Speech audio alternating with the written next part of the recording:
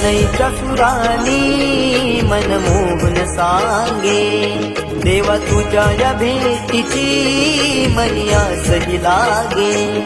ढोल ताशा कडाडले सारे कोकण बहरले, शिमगा खेळण्या भक्त दंगले, शिमगा खेळण्या भक्त दंगले. कसा देव माझा नाचतोय र, कसा शिमगा गाजतोय र, देव माझा नाचतोय र, कसा शिमगा गाजतोय र.